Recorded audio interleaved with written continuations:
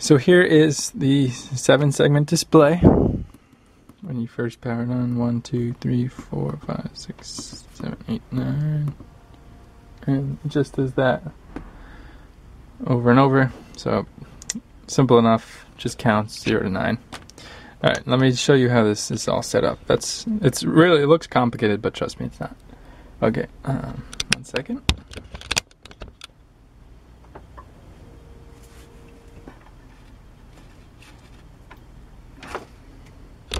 Okay, so here we have, well, first I want to give you a little introduction to the schematic of the 7-segment display. Here it is. So as you can see, each little segment, each little set of LEDs is labeled A through F,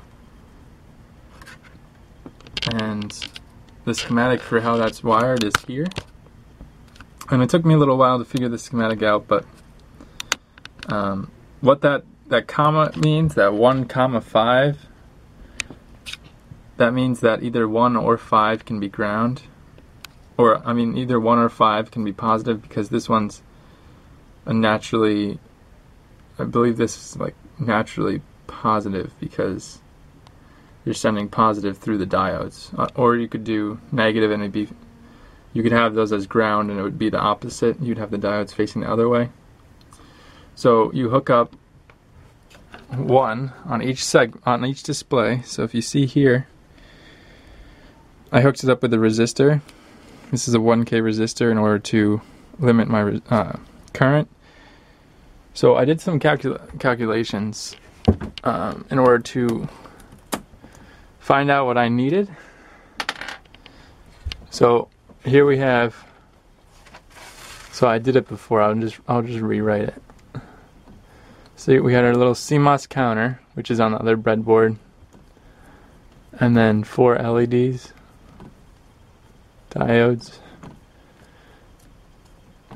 and then some resistor R, and then 9 volts down to ground. So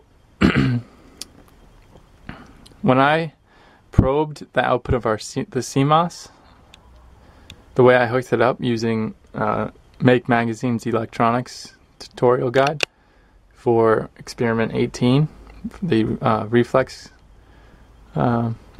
checker, it output a positive 9 volts, and as you see here we have 9 volts going to positive 9 volts. So I knew I then needed to invert the signal, otherwise we'd get no current flowing through this branch here.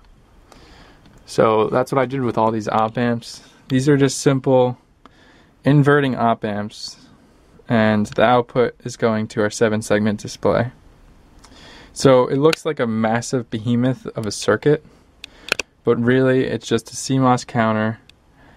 You're inverting op amps for me, and then because I got the, unfortunately I got the, I don't know which one it is, but I got the positive. I know next time to get the right